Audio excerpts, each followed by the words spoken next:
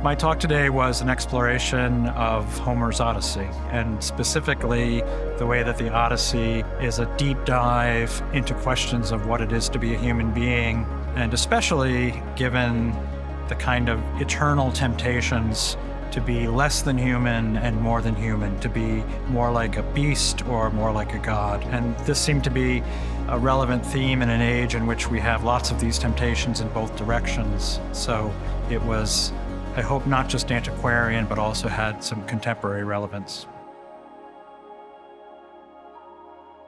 Thank you very much. It's hard to believe another week has gone by already. You'll notice that the setup for today is a little bit different to what we had last week. But I think there is a link between Mike Maples, who spoke last week, and our esteemed guest speaker for this week.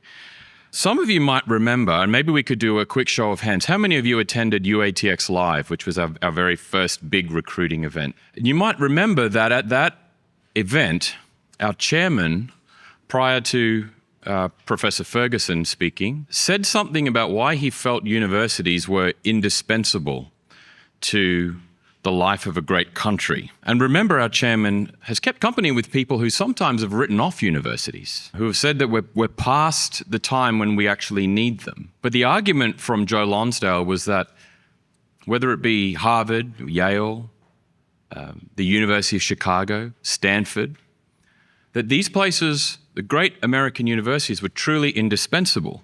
On that evening, what our chairman said was that it's the American university that gives safe harbor to the great intellect and the great innovation that drives this country, or a country, towards realizing its promise. Now, I would say something that's conspicuous in the American university, particularly in the field of political philosophy, is the way that its leading lights, the leading lights of political philosophy, are really able to actually contribute something meaningful towards the formation of politics itself. Now, I think this is the case in America probably more than anywhere else, certainly in the English-speaking world.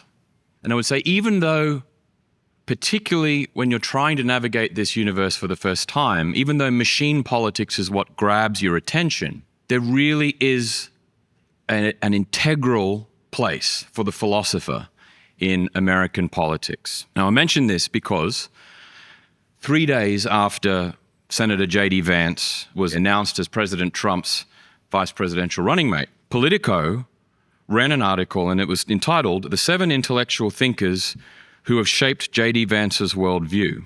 And the first name on that list was our guest speaker today, Professor Patrick Deneen. Provost Howland is going to give Professor Deneen a more fulsome introduction shortly. But I thought before we got underway with this afternoon's speech, I'd like to draw your attention to that intellectual profile that we spoke about last week.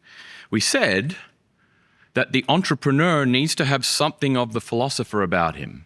And incidentally, the second name on that list of J.D. Vance's influences was Peter Thiel, who I think you would call the most philosophical of entrepreneurs. But we also said that the great philosopher has something of the entrepreneur about him. Great philosophers are entrepreneurial. What do? They might carefully analyze the world they see over weeks, months, years, decades, over a lifetime.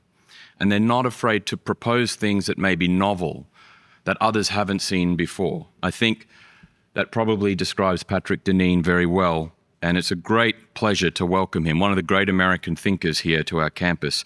To say a little bit more about Professor Deneen before he takes the podium, please welcome our great provost, Jacob Howland.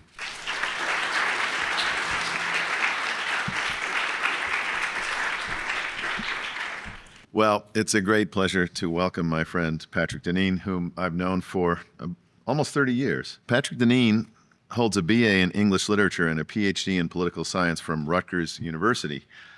And speaking of his PhD, he was awarded the American Political Science Association's Leo Strauss Award for the best dissertation in political theory in 1995. He started out his career as a speechwriter and special advisor to the director of the United States Information Agency. He has held professorships at Princeton, at Georgetown, where he was the Tsakopoulos Kounalakis Associate Professor of Government. I'm glad I got through that.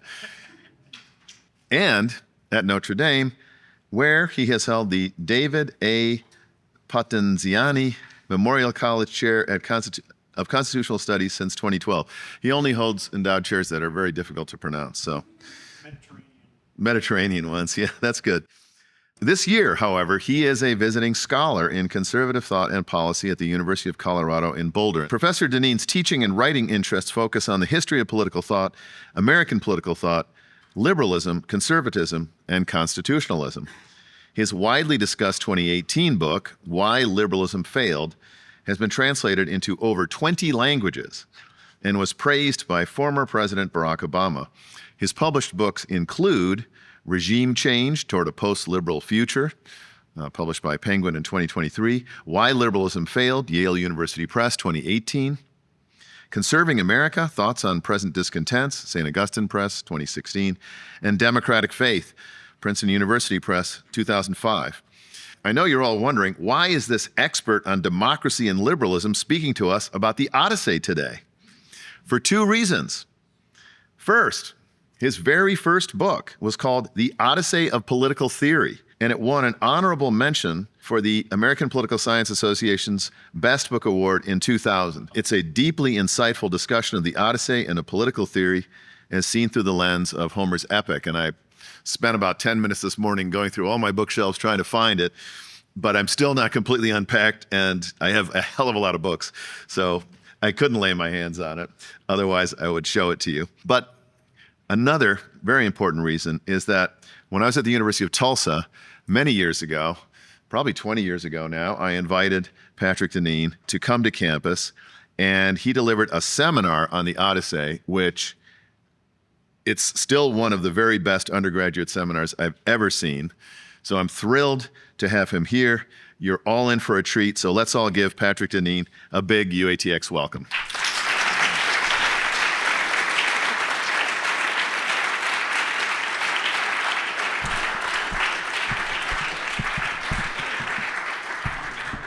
The Odyssey of Political Theory. There it is. There it is. With the sirens on the front.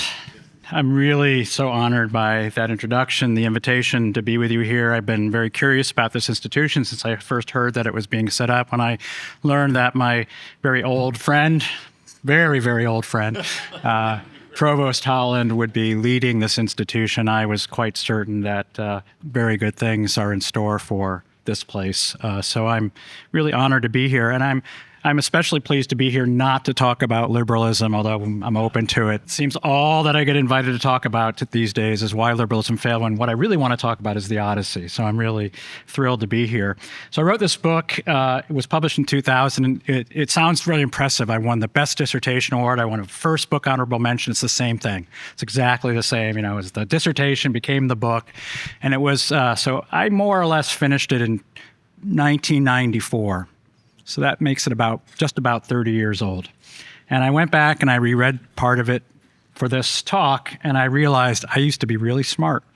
I used to know a lot of stuff. And so that was really chastening to go back and read something I wrote 30 years ago, which I was like, wow, I've forgotten more than I certainly have remembered. It is a book and project that, as I was just saying to Margaret Kelly, that has really informed everything that I've written and thought about since. It was really, I would say the following: it served as the foundation of whatever I've written subsequently. Doesn't represent a departure from what I began by writing, but really in many ways a kind of working out of what I began by writing. And one of the things that in particular I've thought a lot about in terms of living in a liberal order is the question of loyalty and membership and belonging, something I've written about a lot over the years and certainly informed my thinking about the nature of liberalism and what it means to be a human being as people that both can be informed and shaped deeply by our loyalties to people and places and traditions,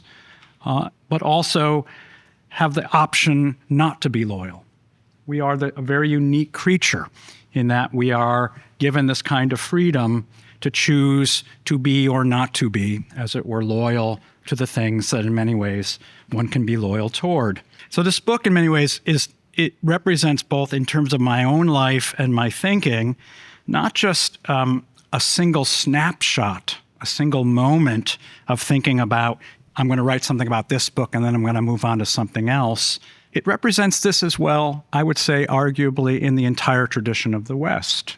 It is something that has remained at the heart and at the core of the West's own self-understanding. Through all of its various changes and transformations, the Odyssey, like a number of the books that you're studying here, are the books that aren't just taught and assigned because they're interesting or they were important or that people were once talking about them, but they, in a sense, constitute who we are as people in this tradition, or more broadly, I think, arguably as human beings, period.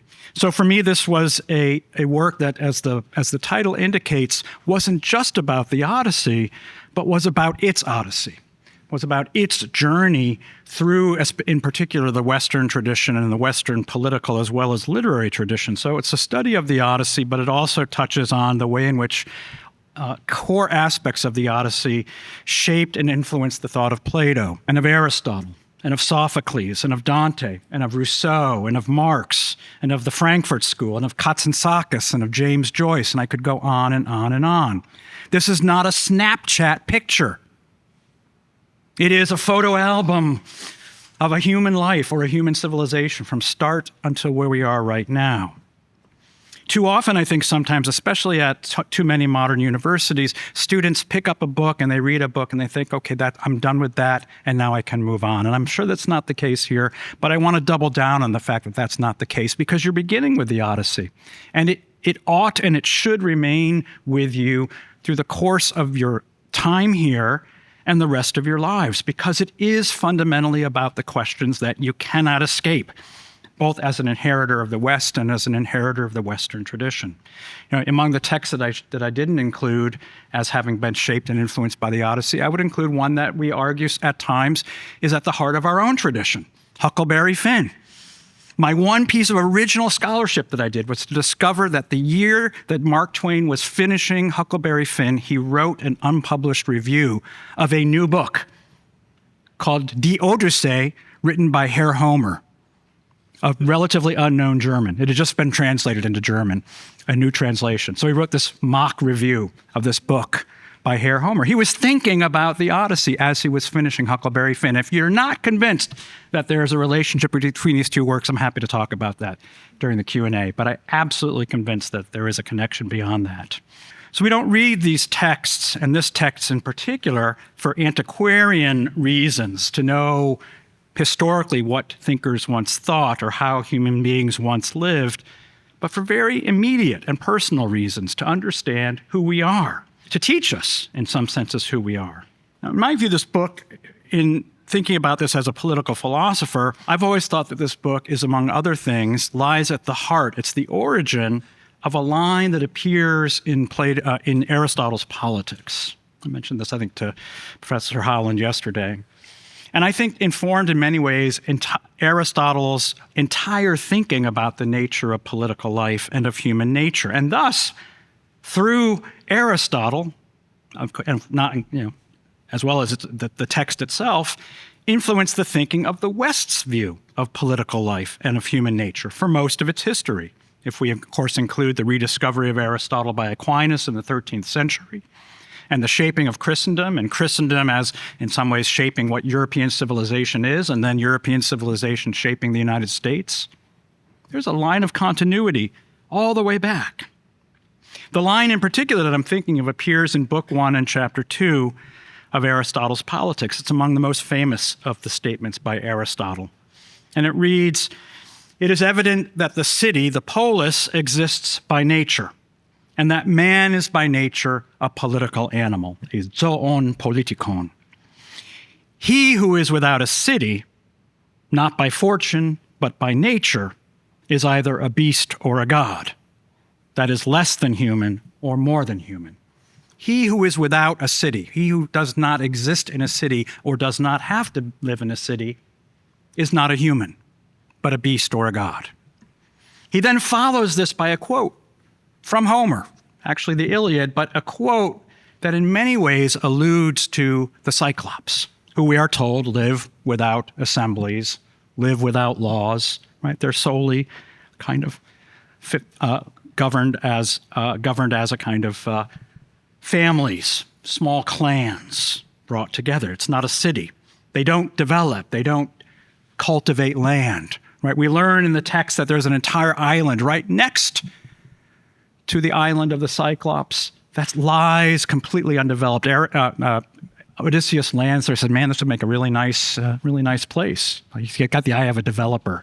I could really put up some nice places here. It's rich farmland, lots of goats, lots of things you could do here. Well, the Cyclops don't even notice this. They don't cultivate. They merely exist. They live. When Aristotle says that he who lives outside or without a city is either a beast or a god, I think if you've just read the Odyssey, and the Odyssey is one of the texts in which a thinker like Aristotle would always have it in mind, one notices immediately that the Odyssey is the text of beasts and gods, and that human creature somehow living in between the two. Much of the Odyssey, and certainly Odysseus' description of his own journey in books 9 through 12, is a depiction of a world replete with all sorts of beasts and gods. We're introduced to the kind of creatures exactly that live without a city, that live without need of a city. And that helps us in many ways understand what is the creature that does live and need to live in a city, for which a city is natural. Now, it should be obvious to us, even without having read the Odyssey, that the beasts have no need of a city. Right? Even the chimpanzees, the smart animals, the chimps and the dolphins, haven't yet created city halls and mayors and electoral systems. There might be hierarchies, but they're not cities in the Aristotelian sense. Animals, after all, live by instinct. Right? They know what to do. I mean, I have a dog. It's a wonderful dog, greatest dog that ever lived, but don't have to spend a lot of time teaching my dog how to be a dog. I try to teach the dog to be more of a dog that I want the dog to be, but the dog knows more or less through instinct how to be a dog. Creatures survive largely through sort of natural gifts that they are endowed with and do not need extensive cultivation to be realized. They more or less get kicked out of whatever the particular organization of an animal life pretty quickly. They don't have to be like you guys going to school until you're like 50 years old or 20 or 30 years old. They don't need extensive cultivation. Beasts are by nature without cities, apolitical. Now, the gods are more complicated, of course, and we see some evidence of that complication. The gods do appear to have some form of a political organization ruled by what might be a king, might be a tyrant. Zeus is an interesting figure. But that rule itself is fairly uncertain. And what we know for certain is that it does not seem to be a form of rule that requires or in which they expect the deference of the other gods. Indeed, the Odyssey begins, you might remember this, with a complaint by Zeus. Oh, these humans are always blaming us for everything. They think we're responsible for all of their misfortune, but it's really their own fault. We're not responsible for all their problems, and they have to stop blaming us. Shortly thereafter, Zeus says, well, Athena comes to, can we spring Odysseus and get him back home? And he says, well, Poseidon's pretty angry at him and might kill him. And there's not much I can do about that. But if we all agree that, Odysseus should get home, that should be enough to kind of keep Poseidon from doing what he wants to do. So just to say that the king hardly seems to have a kind of position of command. He has to kind of get the rest of the gods to agree to gang up on Poseidon to prevent him from doing what he might do otherwise. What the political organization, even of the most organized of the gods, seems to resemble is that situation that Aristotle himself describes right after his depiction of the beast or the gods not needing to live in cities. Something like a village or a clan, right? A kind of rule of the families. I think of it a little bit like the United Nations and having the functionality of the United Nations. Olympus is a little like the United Nations. Some of those gods are more powerful than others. They can probably veto other gods, but they can't get a lot done unless everybody agrees. And even then, it's pretty difficult. What we learn then from the action of the Odyssey at the outset, and here again, I think this is Aristotle's thinking, is that the gods and the beasts don't need to live in a city. They don't have to live in a city. They can more or less get by with what they have, instinct or the power of gods The gods live together in some ways because they like to, but not because they have to. And this is the condition that Aristotle describes as being, in some senses, self-sufficient. They don't need each other. Living in a city reflects a kind of lack of self-sufficiency. We need each other. We can't live alone.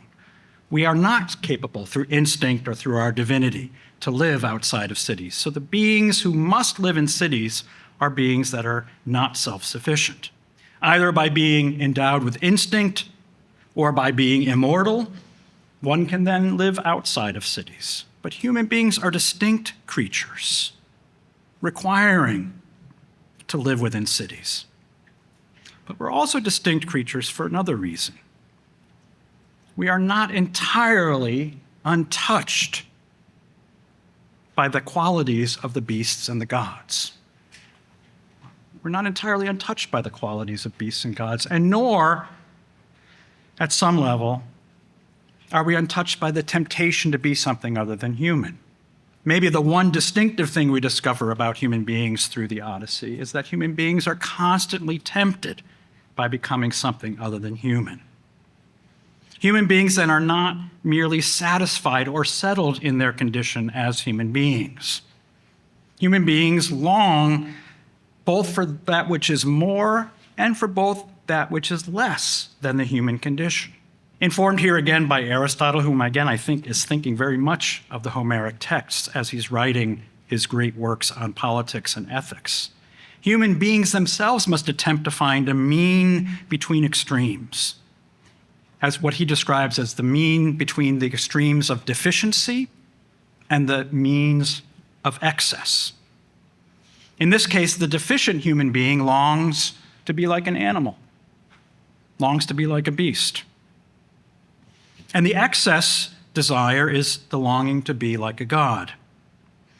The Odyssey, among other things, demonstrates to us something I think that we all at some level realize, is that it is part of our nature to be naturally discontent with our condition as human beings. That's part of our nature. Like, I don't think my dog spends a lot of time thinking about, it would be great not to be a dog anymore. I long to be a non-dog. I want to be a cat. No. But it is, in fact, the case that human beings act and think and behave and are constantly undergoing temptations of behaviors that point us beyond the human. So it appears not to be true for beasts of gods to exhibit this kind of discontent, who seem satisfied with their condition, but that it is a distinctive quality of human beings.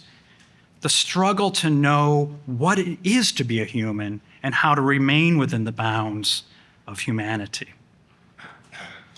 The great question looming over the Odyssey, then, is not merely whether Odysseus will return home, but bound up in that question is, will he maintain his humanity? Going home is, in some ways, ultimately indistinguishable from the question, does Odysseus remain human? What's called nostos in Greek, homecoming, right? To be at home. Whenever you hear him describing achieving his homecoming, the word is nostos. It's the root of the word nostalgia, the longing to be at home, right? That idea of nostalgia, that longing to be in one's place, that longing to be where it's comfortable, where life is good. Well, his homecoming, of course, is deeply in question. And not merely because it's difficult for him to reach home, which it is, but because there's a real question of whether he will want to return home. Does he want to achieve his homecoming? There are so many other options on the road to his homecoming, with the great question being, will he maintain the desire ultimately to embrace his own humanity? Will he remain loyal to his own humanity? Will he navigate the Scylla and Charybdis of excess and deficiency? And we can look at two great points, extremes that are plotted in the Odyssey between the temptation for human beings to be beasts or gods. The beasts would be a condition of a kind of non-consciousness or an a-consciousness. To be a beast is simply to exist, to enjoy the sentiment of one's existence, to quote from Rousseau, to simply be content as a creature that's alive, presumably, and especially if you have enough food and you get walked occasionally and can sniff a fire hydrant. Right? That the condition of being a beast is one in which one is not prone or given to anxiety about whether or not one is living a good life. It is simply to be, to exist through instinct. And at the other extreme, the temptation to be like a god, and especially that one and distinctive quality of a god, to be athanos, to be immortal, not to be subject to the ultimate decline and mortality that is human life, or that is life itself, but of which we are distinctively aware of our own mortality. Now, the deficiency, the temptation to bestialness, is portrayed especially, it seems to me, in the land of the lotus eaters. Right? When Odysseus's men, which is right among the first tests that Odysseus recognizes or encounters on his journey home. This is already in Book 9, which is the very beginning of Odysseus's own telling of his story, his homeward journey. That the life of the lotus eaters is about as close to one can imagine a kind of almost vegetative existence of a beast that is just unbothered by existence, that just is, that's aconscious, that isn't reflective, that isn't worried. Right? It's just kind of existing. This is achieved through the eating of the lotus. It has to be sort of induced through a kind of narcotic. Any of them who ate of the honey-sweet fruit of the lotus was unwilling to take any message back, and they forgot the way home. They forgot their nostos. Right? They forgot their way home. They forgot what it was to be a human being. They were not worried anymore. I myself, he says, took these men back weeping by force to where the ships were and put them aboard under the rowing benches and tied them fast. So in this one encounter with the temptation to become as a beast, Odysseus passes with pretty much flying colors, one has to say. He doesn't seem tempted. He's not like, I'll taste a little bit of lotus and see how it is. Just one puff, just one puff. Just want to get a little buzz. He's not tempted. This is one of the moments when, you can say Odysseus seems to do pretty well. And, there are some moments where he doesn't. This one moment, he seems to be pretty confident. He's not going to forget his way home, and he forces his men back. And notice what he has to do. He has to tie them. Now, remember this because there's going to be a tying scene later. We all know when that is, right? The picture on the front of the book, the sirens, right? He doesn't have to be tied down when it comes to the temptation of the beasts. His men have to be tied down, which already indicates something important. Odysseus seems not to be as tempted to the life of the beast, to the less than, to the deficiency, than he might be tempted on the other side. And perhaps we all have proclivities. This might be one of the marks that distinguishes a hero from the figures whose names, for the most part, we don't learn. What's one's proclivity? Lotus eating or siren singing? What's one's temptation? In this case, Odysseus seems to be fairly self-possessed in resisting, and indeed of tying his men down in this case. But there is another moment in the text when humans become bestial literally on the island of Circe. This is now in Book 10, the following book. Odysseus, again, is the one who resists this transformation, not now necessarily a temptation, but the transformation in which Circe turns the men literally into beasts, into pigs, into swine. Remember, Hermes, in the guise of a young man, assists Odysseus to resist this transformation. Before confronting Circe, he gives Odysseus a medicine. And this is what Odysseus tells his listeners, the Phaeacians. He, Hermes, gave me the medicine, which he picked out of the ground, and he explained the nature of it to me. It was black at the root, but with a milky flower. The gods call it moly. It is hard for mortal men to dig up, but the gods have the power to do all things. This is a really remarkable passage. As Leo Strauss once pointed out, shout out to Professor Priu, this is the only time in the entirety of the Homeric corpus that the word phusis is used, which is the word for nature. It's the root of our word for physics. Phusis. It's the only time. How many thousands upon thousands of words of the two texts of the Iliad and the Odyssey? And this is the only time the word nature is mentioned. And the suggestion is that one of the qualities of the gods that maybe goes unremarked upon is not only that they are undying, but they have a way of seeing into the nature of things, into the nature of things themselves. In this case, moly. But we have a lot of other indications of this as well. Right? The gods never have a problem recognizing each other. Right? Hermes shows up to Calypso's island. She immediately says, "Hey, Hermes, it's been a long time. Nice to see you again." Right? Whereas when Hermes or Athena or whomever shows up to a human being, they never know who they're talking to. Are they talking to Athena? Are they talking to a beggar? Right? Odysseus warns the suitors when he's dressed as the beggar. He warns them, you're maltreating me. You might be maltreating a god. You can't be sure. You don't know the nature of me. The gods know the nature of things, in this case, moly. So to be divine is not only to be undying, but connected to that is a kind of perception of things. And notice this is where, interestingly, the gods and the beasts are actually quite similar. Instinct and divinity actually align. Because what's the other creature that immediately knows the nature of things? Argos. I love Argos. Argos the dog. 20 years. He was a puppy when Odysseus left. It's like the saddest part of the book. And after Odysseus leaves, this little puppy gets thrown out into the trash heap and survives on scraps. He's just been living this miserable life with fleas and all the kind of pestilences of a dog that's uncared for. And his master comes home in disguise. Nobody recognizes him, not his own son, maybe not his wife, although that's an interesting question. And then Argos gives him one sniff and realizes his master is home. That's like chill time, right? And then he dies. Happy. Tail wagging. Boom. Argos and the gods know the nature of things. The beasts and the gods know the nature. To be a human being is not to know the nature of things. It's to be in a place of uncertainty, a lack of complete and thorough knowledge. One of the reasons we need politics and political life is we just simply don't know. We're insufficient. We have to come to some kind of consensus. Law has to govern us because we live in this place of uncertainty. Well, where is Odysseus most tempted? What is his greatest temptation? And it turns out it's not immortality. That's not what really tempts him. I'll get to that in a moment. But it's that knowledge of things. It's that knowledge that the gods seem to possess.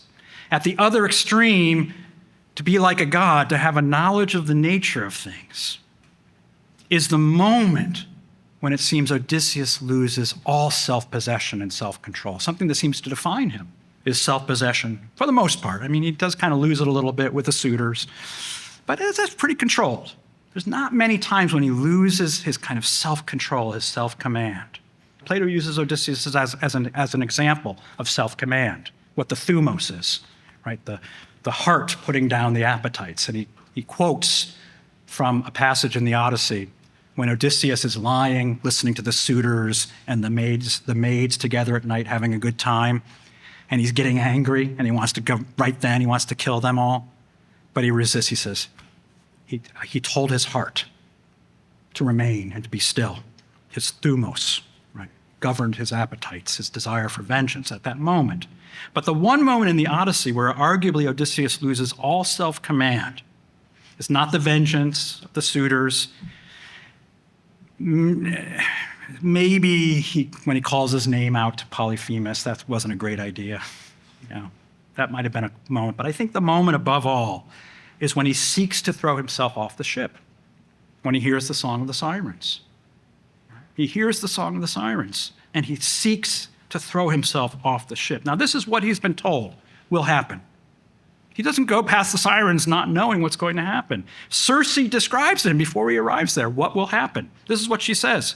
That man who unsuspecting approaches the sirens and listens to the sirens singing has no prospect of his nostos and delighting in his wife and little children as they stand about him in greeting. They, the sirens, sit in their meadow, but the beach before them is piled with bone heaps of men now rotted away and the skins shriveled upon them.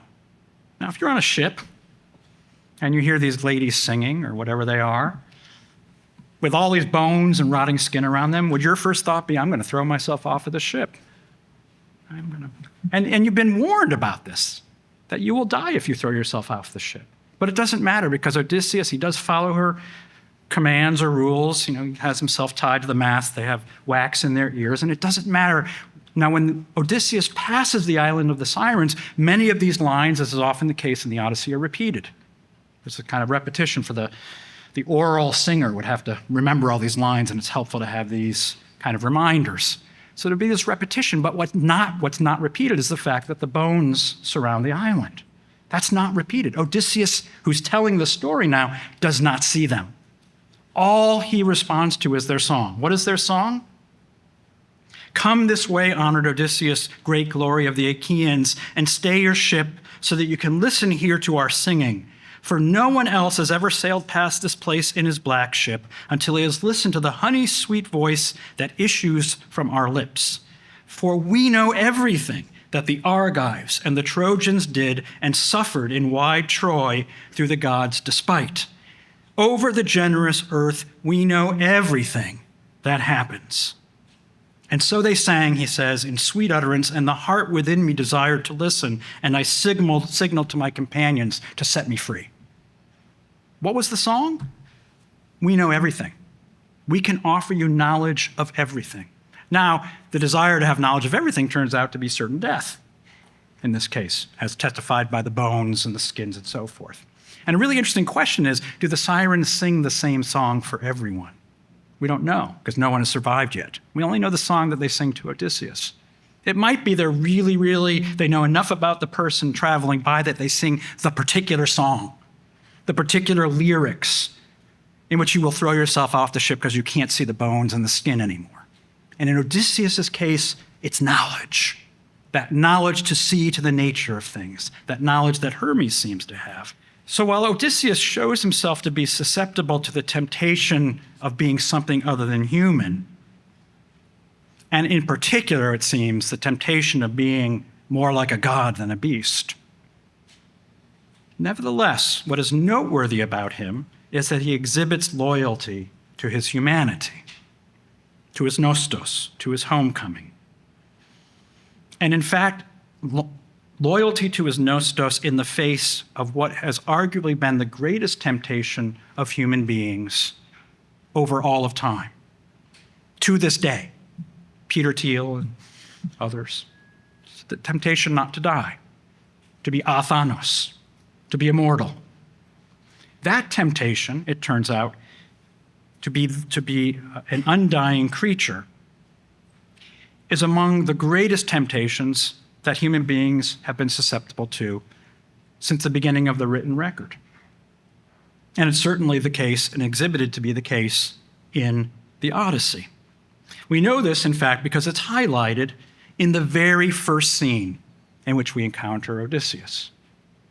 We may not be quite as ready for it at that point because we've already been kind of charmed and drawn into Telemachus's world. The first 4 books of this kind of often delightful story, interesting story of Telemachus traveling and visiting the old heroes from the Iliad. He meets Nestor, the doddering old man. He meets Menelaus and Helen now of Lacedaemon. Right? Helen and Menelaus, who, if you can imagine being with those two. I hope you read the text with some care because they're having a permanent and unending argument with each other, right? In which she's saying, oh, I would never really wanted to be in Troy. And he says, remember when you came around the Trojan horse and you tried to tempt all of us to get out right at the end of the war? Yeah. So we would be killed. But it's so nice to have you home, honey. Right. I mean, imagine being Telemachus. As soon as they end with that little thing, notice that Telemachus says, I think I'll go to bed now. So we get through the 4 books, the Telemachiad, that feature Telemachus. And then we encounter Odysseus, who's now pining and longing to go home, where he's been, we learn, for 7 years, held captive by Calypso. These passages in which the island of Calypso are described in the Greek, and I think in a good translation, are among the most beautiful passages in which ancient Greek appears. It's just a lush, gorgeous setting. And he says to Calypso, he says, you are indeed beautiful, goddess, but I no longer enjoy your bed. So he did. He did enjoy her bed at some point. We don't know for how long. Maybe it was last week, maybe it was 3 years ago, but he no longer enjoys her bed. It's a pretty nice situation to be in. A beautiful place, a beautiful goddess who will never age, but nevertheless he admits and acknowledges he wishes to go home. There's no real adventure yet on the island of Calypso on Ogygia.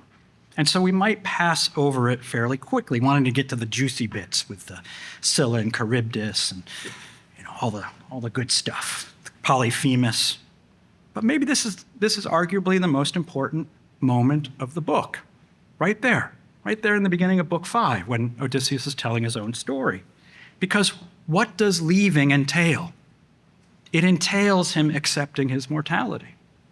It entails him essentially turning down the offer of immortality. Calypso says, I had hopes, she says to Hermes, I had hopes to make him immortal, and all his days will be endless. It turns out, we are also told that this offer of immortality turns out to be nearly irresistible for almost every mortal that has ever existed. This is where attention to the text and a good translation, if you don't read the original, are really important. Notice that Book 5 begins seemingly with the formula, but not. The beginning of Book 5 departs from the usual formula. Dawn spread her fingertips of rose. Dawn spread her rosy fingertips. The word is the root of the word rhododendron. Dawn spread her rhododendron fingers.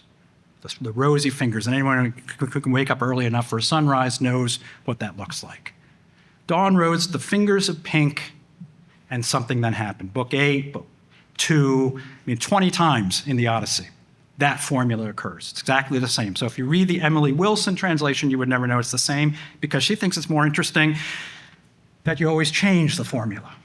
But then you won't notice when the formula actually changes if you have to rely on a translation. Do not read the Emily Wilson translation. Message, if you remember nothing else of what I said. Book 5 is the one time there's a departure from that formula. And what is the statement?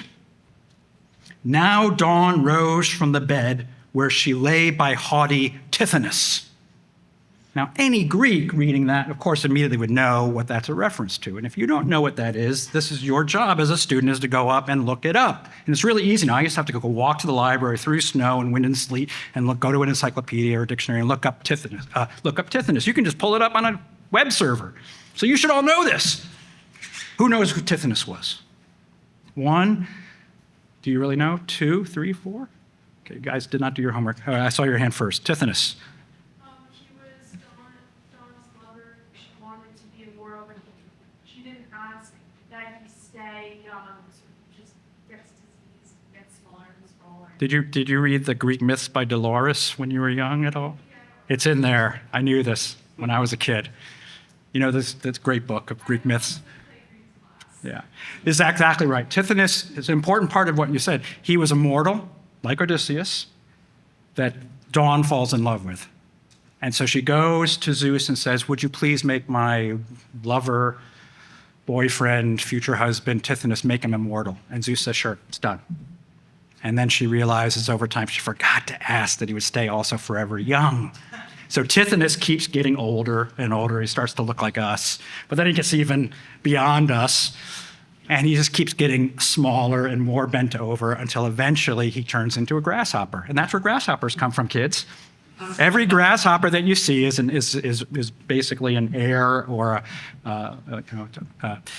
had arisen from the bad request, the incomplete request of Dawn.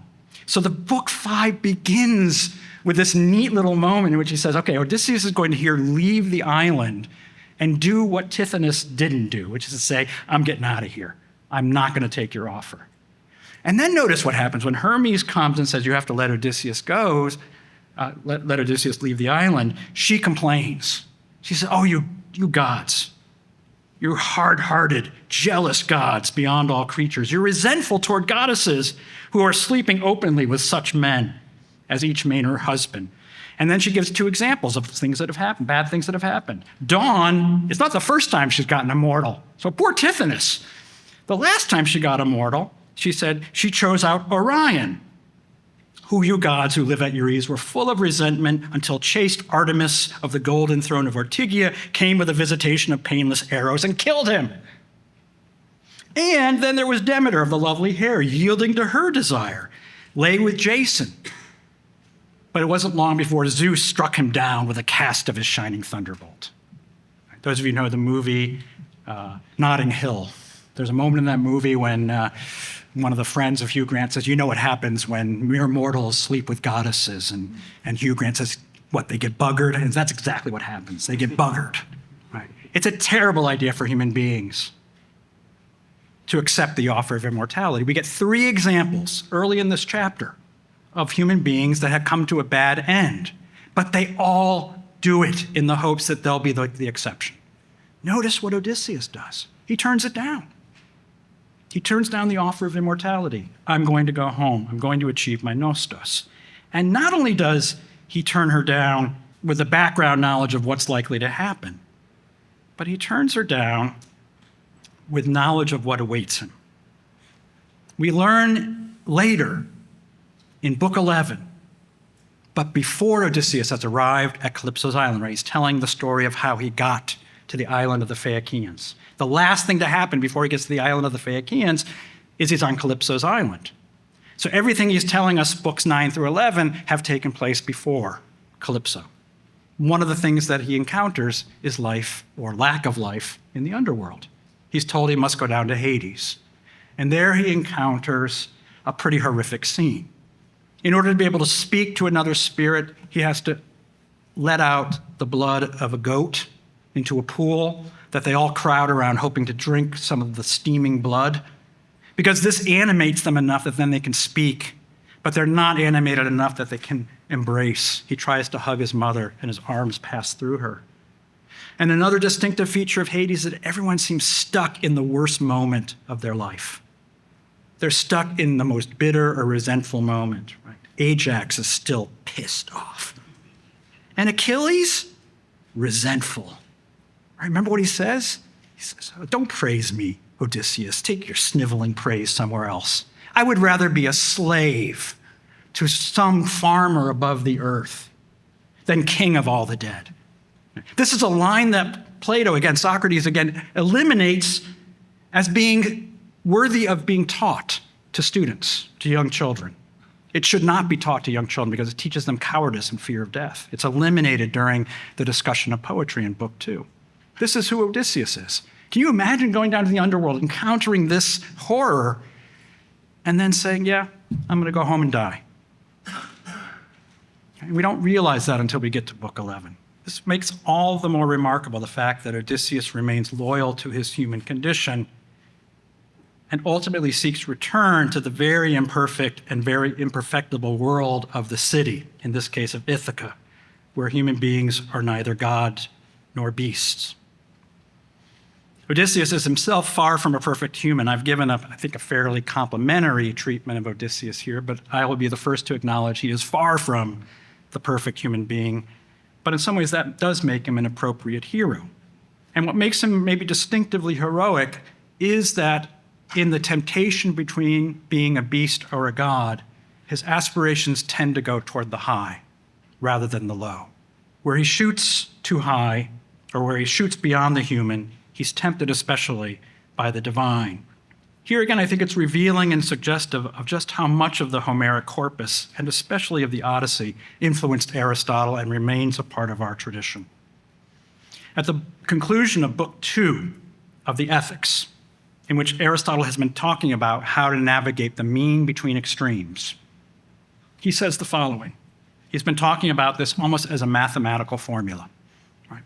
If you have to find the mean between fear and rashness, hit the middle. Go for courage. If you have to find the mean between being too profligate and too greedy or too, what's the word I'm looking for? Stingy, pick the mean. Be liberal in the old sense. Exhibit liberality, generosity. Right? Don't go to the extremes. It sounds like a mathematical formula. And then we get to the very end of his treatment of the idea of the mean between extremes, and Aristotle tells us the following. You actually can't aim for the middle. Don't aim for the middle. The middle will always get you in trouble. And what does he say? Follow the advice of Circe when she told Odysseus how to get home. When you go between the Scylla and Charybdis, go toward the less dangerous of the two, or go toward the one in which you avoid the worst form of ruin. You cannot go down the middle. You have to steer more toward one side than the other. For of the two extremes, one is a more serious error than the other, he concludes Book 2. What is a more serious error than the other? Odysseus, among other things, exhibits to us that there's no avoiding the temptation to be something other than human, whether deficiency or excess. But the reason we talk about Odysseus and not the nameless, for the most part, the nameless men who would eat with the lotus eaters, is because his temptation is toward the high, toward knowledge, and to spend a lot of time with immortal beings, even if he himself doesn't embrace immortality. In our age, I think that's particularly instructive, because at every turn we are surrounded by temptations for the beastly or for the deficient. What are we in today's world but constantly barraged by temptations of lotus, of that honey-sweet lotus, of living life in a kind of unconscious way, a way of hedonism and distraction and seeming pleasure that in fact makes us largely aconscious creatures. How many opportunities or temptations do we have for the high, for the divine, for the immortal, for a knowledge that transcends our time and place, for something beyond ourselves? It seems our civilization has settled very much for a temptation of being less than ourselves. And if nothing else, a reading of the Odyssey might help us and might instruct us that it's unavoidable in some ways to be tempted to be more or less than human, but if given the temptation, aim toward that which is higher than ourselves, even if we understand and recognize that we must, and indeed cannot otherwise, be anything other than human. Thank you.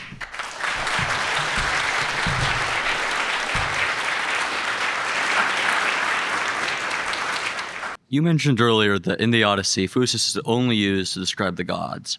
There's a book called Selective Reading and the Birth of Philosophy, which you may or may not have heard of, in which the topic of Phoesus is discussed in the Iliad and how Agamemnon and Achilles, when they meet in the earlier scenes involving Briseis, how Achilles there's some reference to him in connection to Phoesus there, and that's supposed to be a reference to his natural power.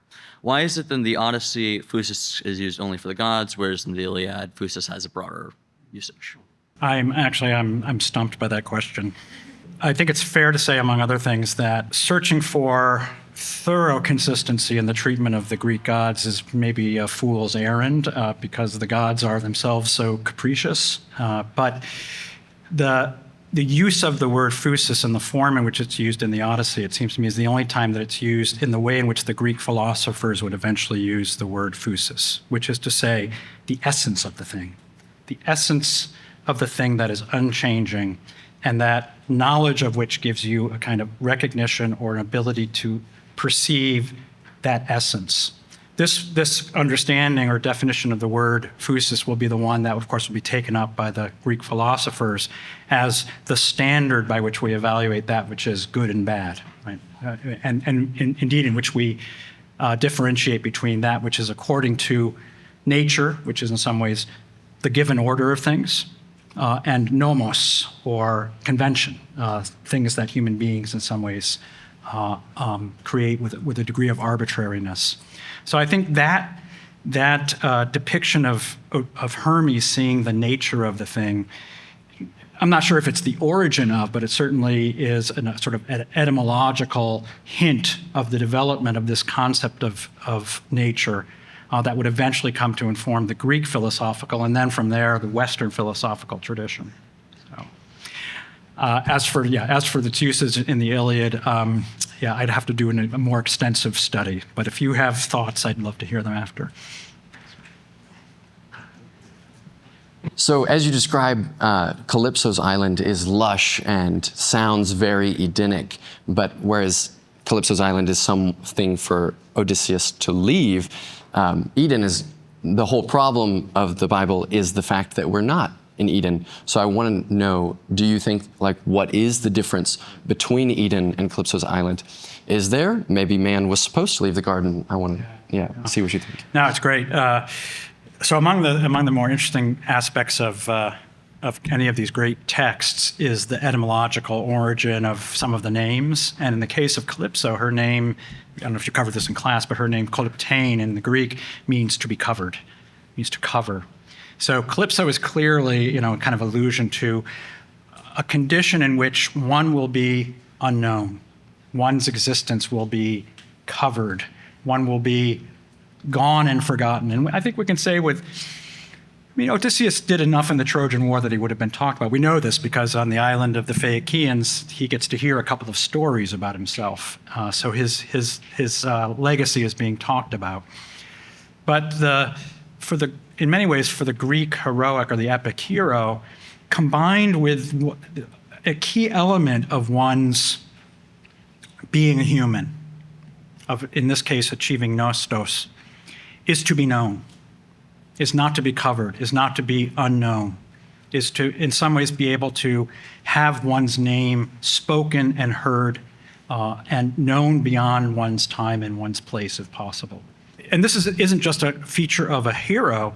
One of the more really interesting passages in the Odyssey is it occurs right before Book 11, at the end of Book 10. It's easy to pass over. It's when Elpenor, who's otherwise unnamed, unknown in the entire Odyssey. He's one of those unnamed rowers. Elpenor gets drunk. He's laying on the roof outside of Circe's house, and he rolls off the roof in the morning and breaks his neck. And when Odysseus goes to the underworld, the first soul that he encounters is Elpenor. And remember what Elpenor says, it's terrible, I'm not going to make my homecoming, I'm really, it's terrible. But promise me one thing, Odysseus, on your way back, will you bury me and lift an oar and plant an oar above my grave so that people will know that here lie a rower. Here lie the life of someone who somehow should be known, to be known. So the homecoming involves a kind of knowledge of or knowing of the human being. This aspect certainly, is a key aspect of the Homeric myths. It bears an interesting, but certainly not a one-for-one parallel relationship, of course, to the biblical understanding of paradise and the garden, where it's not necessarily, of course, not to be known. They don't voluntarily leave. But there is a kind of temptation, of course, and the temptation is to have the knowledge of good and evil, and that's what causes their banishment from Eden. So it is that, in some ways, that desire to be more than human that is articulated and exemplified in Eden, and of course, which human beings are subjected to in the biblical corpus over and over and over again.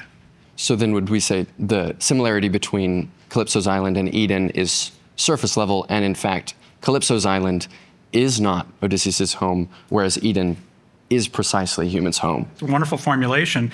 Aside from the fact that in some ways it turns out, and this, we would now need to get into some theological waters here, but there's a way of understanding, of course, the biblical portrayal of human beings in which we can imagine a counterexample in which human beings never disobey God and we're all in Eden. And life is good, but we are, in some ways, creatures that are not now in a condition where we are simultaneously, of course, struggling with sin, but also now, especially with the New Testament, now creatures that have the possibility of a very distinctive kind of redemption. This is, of course, the theory known as the fortunate fall, or the theological idea known as the fortunate fall, that what happens after Eden is in some ways allows for an even greater possibility for human beings, which is now a kind of imitation of the divine, but in a distinctly new way. So there's an interesting parallel, it seems to me, and this is often these kinds of archetypes will appear in many stories across civilizations. So, Thank you. Thanks, great question. So you were talking about, at the very end, the extremes of being animalistic versus being godlike, and presented those both as bad things, and ideally we would be in the middle, but because being animalistic is worse, we need to aim higher. We need to aim towards more transcendence of just being human. But I'm struggling to see how it is bad to be better than human. I can see some things like trying to have godlike control over nature. I can see some problems with that. But having a godlike understanding of wisdom and goodness, what could possibly be wrong with aiming for something like that as a good, not as a lesser evil? That's a great question. I mean, it's really quite interesting that the moments in the text where I think arguably, as I've laid out, you don't have to agree with my interpretation, but where Odysseus is especially tempted by qualities or features that we see in the gods, in this case, this kind of perfect knowledge, that or where human beings, not Odysseus, but other human beings like Tithonus, are tempted by immortality, the end is not good. In fact, the end is quite bad. It does not actually make you into a god. It actually brings great misfortune, whether death or, in the case of Tithonus, being turned into a grasshopper. The temptation is for the thing that is desirable at some level, but is actually not permissible for human beings. It is not, doesn't comport with the nature of a human being to be immortal or to be all knowledgeable. And of course, again, to get back to the biblical example, we would have similar examples. For example, of course, the Tower of Babel being maybe the most evident, that the Garden of Eden being one, the forbidden knowledge of the knowledge of good and evil, but also the Tower of Babel being another, this desire to ascend to the heights of heaven. It's, of course, interesting. Do you do Dante as part of your curriculum here? Okay, well, that's something you can read on your own time. This aspect or quality of Odysseus was really quite well known, and among other things, Dante picks up on it in the Inferno and devotes one of the cantos, I believe it's 26, Canto 26, to what happens to Odysseus. Odysseus is encountered by Virgil and Dante in hell, in one of the circles of hell. And Odysseus tells the story of how eventually he met his end, which was attempting to ascend to the heights of Paradiso, but trying to enter through a door that's not available or open to him. So this sort of idea of a kind of hubris or an excess it's a constant human temptation, and the great challenge for us. You know, I concluded by saying that in many ways we are living in an age where the greatest challenge is for the animalistic. That was incomplete, because it seems to me that we are just as tempted by a kind of excess, or what I would see as a temptation for the excess, which is to depart from or leave our humanity. And this may be as, if not more, threatening to our humanity going into the future as a world of, kind of large numbers of people essentially living in a kind of drug-induced lotus eater-like state. Of course, here, speaking of the temptation of a kind of knowledge that allows us to transform or change our own humanity, to change our nature, whether it's transhumanism or by some fundamental way of altering our genetic code or creating ourselves into immortal beings, any of which, it seems to me, is likely to have, who knows, but is likely to have some of the comparable consequences that we see in the ancient stories. So I take your question as in some ways a friendly challenge, but nevertheless one that I think it is at the very least a necessary part of the human condition to recognize what may be necessary limits on those great temptations to depart our own humanity. What those are is part of what we're engaged in, part of what you're engaged in, starting with the Odyssey. Hi, I'm David. Thank you so much for your talk. You talk about Argos knowing the nature of things, and I thought this was holding some real significance in our lives as well. Does Argos just understand the nature of life and death? Does he understand things like why people die early? How far does it extend? In some ways, kind of a mystery how it is that Hermes knows the nature of moly, when for human beings it's hard to dig out. But so maybe we can understand the nature. But something distinctive to Hermes allows him to know the nature, which has to be more intellective. He's kind of the clever god. He seems like someone who would be maybe the god of the scientists or something. But it seems that there's a more intellective knowledge of things, whereas Argos knows the nature of things from instinct. Doesn't reflect on, I'm going to deduce from the smell, how many, it just knows, like a dog knows its master. Right? Again, Plato tells us this, right? That dog-like qualities of the guardian is something desirable because the guardian knows friends from enemies. It's just an instinct. And the problem is that human beings certainly don't have that kind of instinct, and that's why they don't recognize the gods when they appear in disguises, or they don't recognize Odysseus when he's in the disguise of a beggar. We also, it seems that we do not have, thinking of the last question,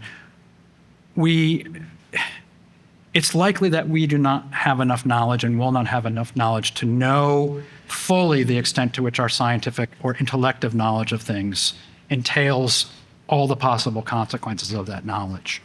So that we are more likely to have or to be able to attain or achieve the knowledge of the gods that seems to be reflected in Hermes, but without ever knowing completely what the implications of knowing the nature of things. And here, it really does, I do think this gets us into many questions, sort of ethical and moral questions about the nature of the scientific investigations.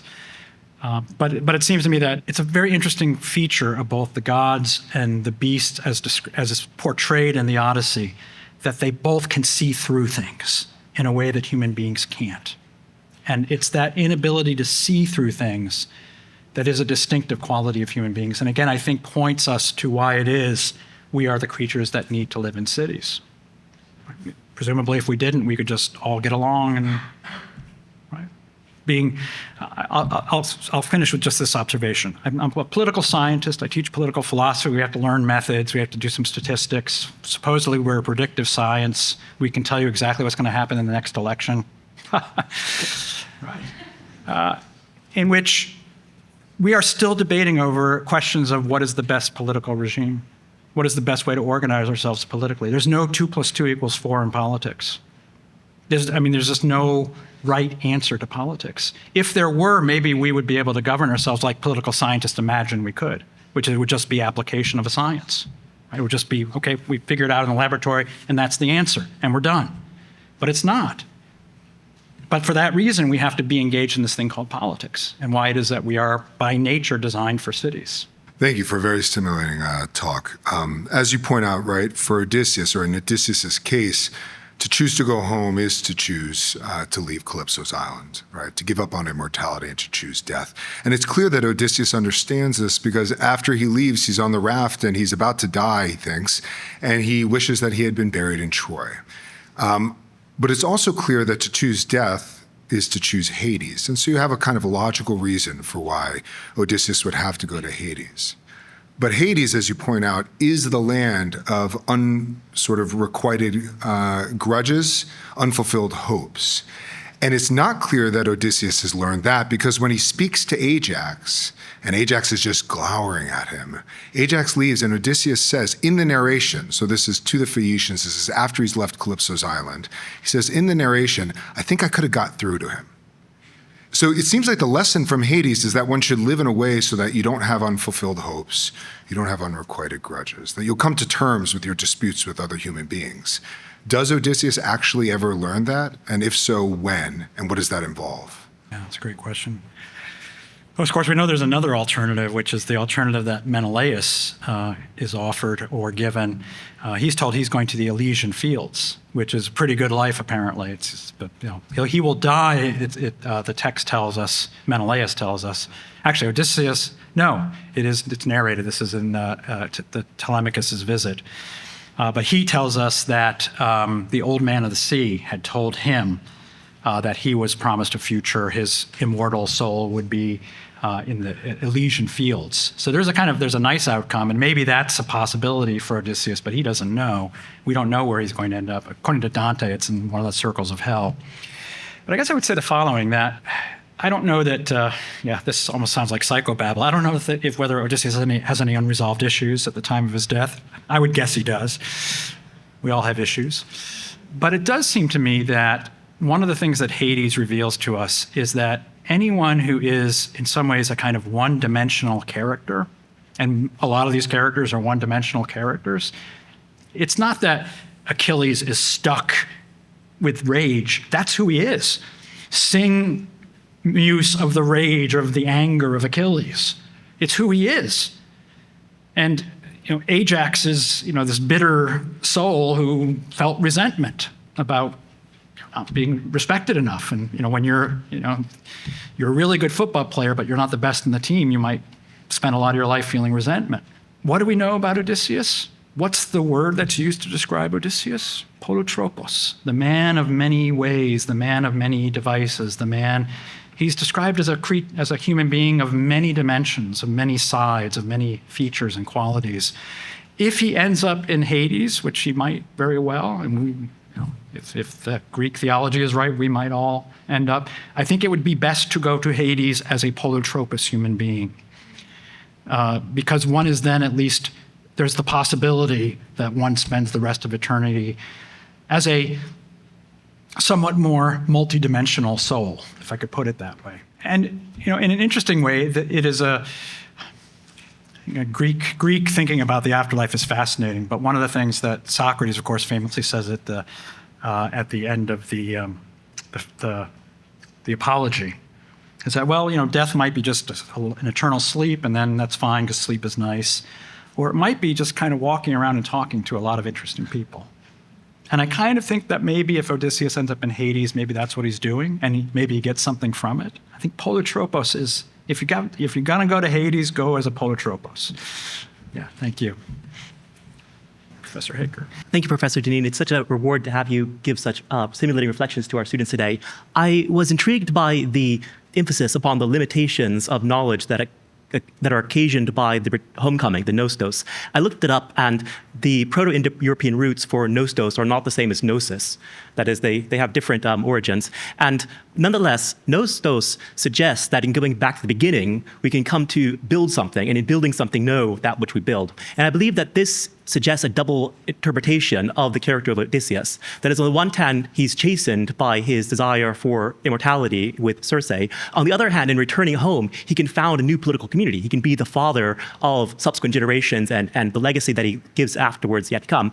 And it suggests to me also that the ambition of Parmenides in Plato, and then subsequently in Aristotle's metaphysics and the subsequent literature that comes out of it, I was reminded that Theophrastus's metaphysics was called On First Principles, that is, on the beginning of things, that it suggests an attempt to out-rhapsodize Homer, to suggest that in going back, we can come to know more fully that from which all things began. I'm currently hosting a reading group on commentaries on Genesis, and the effort of everyone from Philo to Augustine onwards is an attempt to come to know, through reflecting upon the philosophical arguments we can make about Revelation, what the beginning was of all things, and also to know all things from their essences, in what Augustine calls the morning knowledge of the essences of things. And it seems like you're suggesting that for Homer, and perhaps the lesson from Homer, is that we cannot know the essence of things, and yet we find in Plato and Aristotle and the whole philosophical tradition an attempt to know essentially, that is, know of necessity, what we can grasp scientifically of the world. And is that a lasting duality in Odysseus' character, and how do we make sense of it? Yeah, again, I think we need a few hours to parse this out. And I invited this kind of a question because I was really trying to connect the arguments of, or the portrayal of Odysseus and the Homeric corpus, its influence on Aristotle. And so it does have to have continuity, and I think it does have continuity. But just looking at the text of the Odyssey, it doesn't actually warrant for us, or we're not warranted to have nearly the confidence of the profound new beginning of the founder. If anything, it's a very chastening work in which one of its lessons seems to be our history, with all of its blemishes, is inescapable. If you think about it, you haven't gotten to the end. Have you gotten to the end of the Odyssey yet?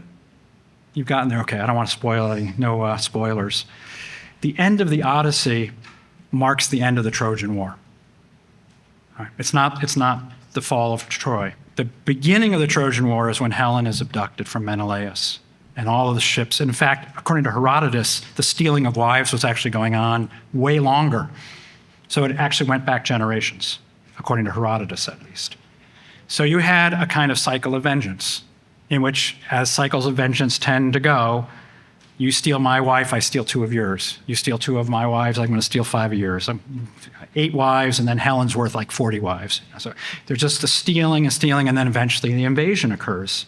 And then the invasion means you have the destruction of an entire civilization. The city of Troy is wiped off the map. But if you're reading the Aeneid, maybe it gives birth to a new civilization, but it's gone. And it was a wonderful civilization, and maybe the only really genuinely admirable hero in the entire Homeric corpus is Hector, and he's wiped out and treated horribly by Achilles. But the vengeance doesn't stop there because it keeps going. Agamemnon comes home, and he's killed because of actions that have taken place and adultery. And most of the heroes find a very sad ending if they're not arguing with Helen at home. And the action of vengeance finally ends how? It ends because Zeus somewhat arbitrarily says, okay, that's it, no more, right? Because we know what's going to happen. Odysseus has come home, he wipes out the suitors. These are all the fine young men of the society, and the parents and the brothers and the sisters, they get together a big lynching party, and they're going to go and kill Odysseus and his family, and then we're back off to the races again. And this is a very old story, and it's happening right now in the Middle East. So there is no point where you have the founding, the new beginning, in a sense, unless something miraculous happens. And that seems to be in some ways what the end of the Odyssey points to, is something miraculous happens, and we don't know why. We're given no explanation, but Zeus just decides, stop. And this is the one time, at least we can say, he acts actually like a king. He stops it. And there's at least the suggestion that a peace might be possible now, but only because of some sort of event that occurs from outside of history. So maybe that's where a new founding might come from, because it's awfully hard to escape our own history and the dynamics of our own history. Hi, could you expand on why Odysseus refused immortality from Calypso when he seemed to desire knowledge, seemingly immortal knowledge, and also had a desire to be godly, or at least above himself and humanity? Well, of course, he did have himself tied to the mast. So there's actually a whole theory and social choice theory about sort of pre-binding, that he allowed himself in some ways to do to engage in the forbidden activity by binding himself in advance, by preventing himself from the worst consequences of that.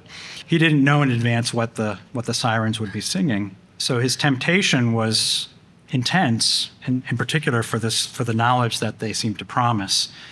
But he had enough, at least he was advised to have the foresight not to put himself in the condition where he would throw himself off. So I suppose if one wanted to grant enough credence to the idea that constituted a certain kind of not internal self-command, but enough self-knowledge to know I'd better have myself bound to the mast, that I can in some ways engage in this kind of temptation. Maybe the sort of the analog would be maybe in a certain kind of very controlled scientific environment, we can experiment on whether or not it'd be possible to create cells that would never die. But we're not going to do it. We won't allow this knowledge to go out. In other words, we want to know. We want to know, is this possible? Now, the great question is, the Odyssey seems to say this is possible. But I don't know. Is it possible for us to explore the furthest ends and possibilities of our potentially divine knowledge and not act on them? First off, thank you. And secondly, my question builds kind of upon what we've been talking about regarding the lotus eaters. However, I think there's kind of a distinction between hedonism or beastly desire in our real world, because it seems like we have consequences. Like if you go sleep around, you get STDs, it's harder to have a partner, you have like a warped worldview. But these people on the Lotus Island, they're just kind of in this eternal bliss. So first off, like that distinction, does that matter? Secondly, do you think that the current hedonistic kind of worldview we have going on in America, is that because of liberalism? Because it does seem like both the left and the right are at least dedicated to liberalism in a sense. Like they want the most freedom for the person. They just argue on which person deserves more freedom, like which freedom trumps others. But I was waiting for a liberalism question. Thank you. Now I can be paid. I'm just kidding. Sorry. No, it's great. I think the Odyssey, like so many of the great classic texts, teaches us that we are free. So there's actually, I spend the entire first part of my discussion of the Odyssey going through all of these interpretations of Homer and the Homeric texts. Some of the most brilliant interpreters and readers of the Homeric texts believe that there is no free will in any of the Homeric texts. And of course, there's some reason to think that. Like the human beings seem to be pushed and driven, and the gods are usually the ones making the decisions, and they seem not to have a lot of agency. But I think that's entirely refuted by the fact that Odysseus actually does have a choice of whether or not he leaves Calypso's island. It's quite clear that human beings have made the choice to embrace the possibility of immortality. We have a couple of examples that's given to us right there in Book 5, right at the beginning, with Tithonus, and with the examples of Jason and Orion. Right? So there's every evidence that human beings have a free choice. And the question that is constantly being presented to us in these texts is not whether we're free, it's whether we make the right choice. And on what basis do we make the right choice? One of the great challenges that we have in our day and age is that we cherish and we prize freedom, while leaving the question of how one exercises that freedom largely to the individual, as an expression of our individual autonomy, our lifestyle, whatever it is, the way that one wants to live as one likes. When in fact, the much harder question that occupies the mind of classical thinkers for thousands of years is how does one exercise and use one's liberty well? So confronting these texts and confronting something like the Odyssey, it seems to me that the unavoidable question that comes out of this text is it possible for us to exercise our freedom well? And especially given the fact that the human condition is one that is not stable. It is part of our nature to wish to transcend our own nature, whether deficiency or excess. And unless as a civilization, we are constantly confronting and seeking wisdom how to answer that question of how to choose well, we are likely not to answer that question very well. And I would say we're living in a moment where we are very poorly equipped to answer that question. Whether that's liberalism, I would suggest it has something to do with it, but it wouldn't merely be that. But it seems to me that educational institutions in particular have a deep and profound responsibility to equip young people in a world without guardrails or guidance, how to exercise our freedom well. So this started out as more of a comment, and I'm not sure how it will formulate itself into a question, but I found it interesting when you mentioned how Achilles says to Odysseus, was it something to the effect of, I would rather be a slave under a farmer on earth than to be the king of the underworld. An interesting contrast to that would be Lucifer in Milton's Paradise Lost saying, on the opposite side, better to reign in hell than to serve in heaven.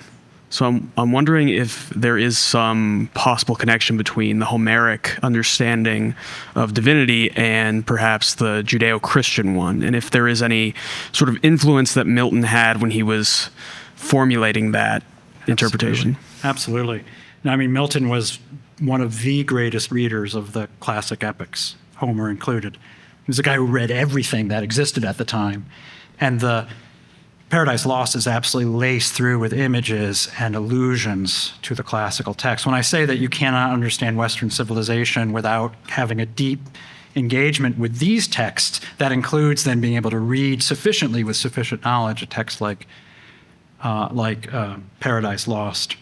I think that statement is a very intentional allusion to Achilles' phrase in the underworld: better to be a slave in the world above than king of all the people below. And in an interesting way, Satan is a kind of anti-Satan, or Satan is a kind of anti-Achilles, in which, oddly enough, Achilles comes off looking better, even though it's not a very noble sentiment at all.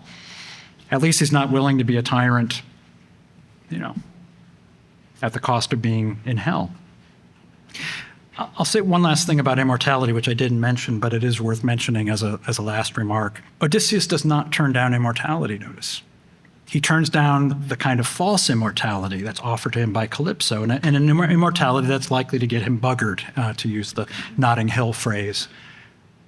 But he attains immortality, and he knows it, because in Book 8 of the Odyssey, he hears stories told by Demodocus, the blind bard, the poet. He hears 3 stories, 2 of which are about him. 2 stories that are about him. Already, his name is immortalized. He is already being talked about. It's a little like when Tom Sawyer shows up at his own funeral. He knows that people are talking about him. The stories are being told about him. And not only does he hear those stories, but notice, the 4 books of the Odyssey, most of which we've been spending our time talking about, partly because I'm fascinated by them, books 9 through 12, is entirely told by Odysseus. So roughly a quarter of this poem, Homer gives it over to one of his characters. Okay, you take it, Odysseus. The stories, the very memorable stories of the Odyssey, are all told by one of the characters. It's the only time that happens in the sort of epic tradition of the Greeks, at least, in which he is telling his own story in a way that ensures his immortality, that we will be talking about him. And we are. We're talking about this figure lived thousands of years ago. He attains a form of immortality that is available to us, that is permissible for us, the telling of stories. And here I just can't help but note that one of the ways that the great political theorist Hannah Arendt described the polis in her book, The Human Condition. She described it as a form of organized remembrance. That's her phrase. The polis is a form of organized remembrance. We think of it as political, how we organize ourselves politically, how we share or divide power.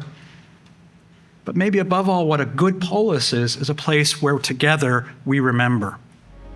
And that's the immortality that's available to us. Thank you very much.